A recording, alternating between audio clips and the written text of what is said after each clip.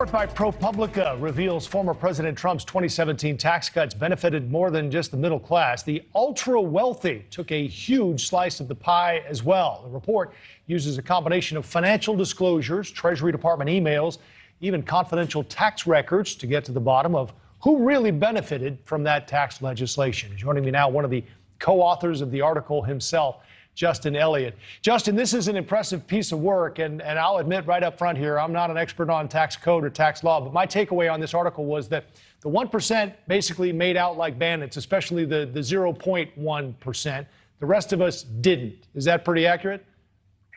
Yeah, that's absolutely right. And really a lot of the jargon, when you get down to it in taxes, is kind of irrelevant. I mean, what we found is that one of the key features of the new Trump tax law, which was actually pitched as helping small business and Main Street, delivered, in some cases, tens and tens of millions of dollars to individual billionaire families in just the first year of the tax cut alone. Yeah, that certainly gets your attention in this article, because as I read it, Justin, the handful of families that benefited from this tremendously, you really were able to track down and follow. And the other thing that stands out is the connection between this legislation and campaign donations.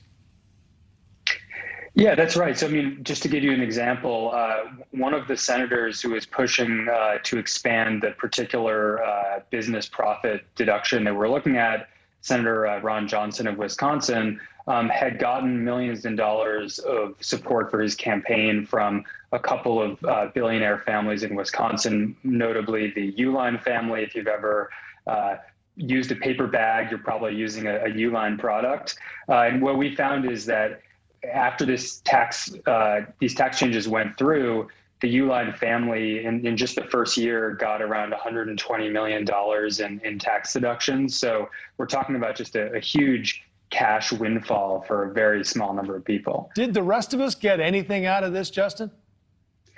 A little bit. If you lived in New York or California and some of the high tax states, you might have actually seen a tax increase because of the way that the new Trump tax law worked. But what we found is that certainly small businesses did receive a kind of modest tax break, and this was pitched as for small business. But the majority of the tax savings went to, as you noted, the top 1% of the country. And even within the top 1%, it was heavily tilted to the top 0.1 and top 0.001%. And how much did COVID impact, do you think?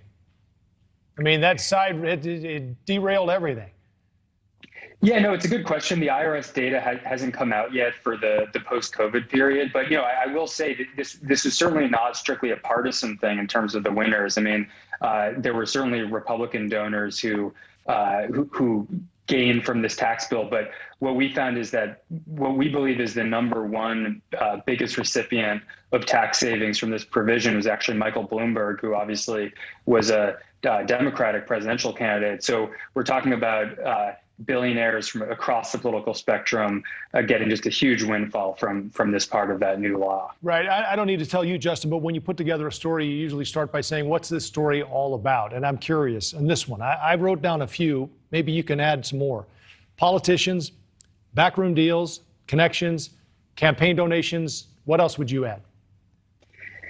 Yeah, look, I would add, we read a lot of stories, and I've written a lot of stories about special interests lobbying on a particular bill. But what we were able to do, it's unusual here, is connect the lobbying to what actually happened. So, I mean, just to give a very quick example, in the days before this bill was passed by Congress, new language was inserted extending one of these tax cuts to specifically the engineering industry. And we were able to show that the Bechtel family, which owns one of the biggest engineering companies in the country, as a result of this change, at least in part, received over $100 million in tax deductions. So basically sort of connecting the dots. And these last through 2025, as I understand. So we'll see what happens to them from there. But it's a thorough and really well-researched article. Justin Elliott, ProPublica, thanks for your time tonight.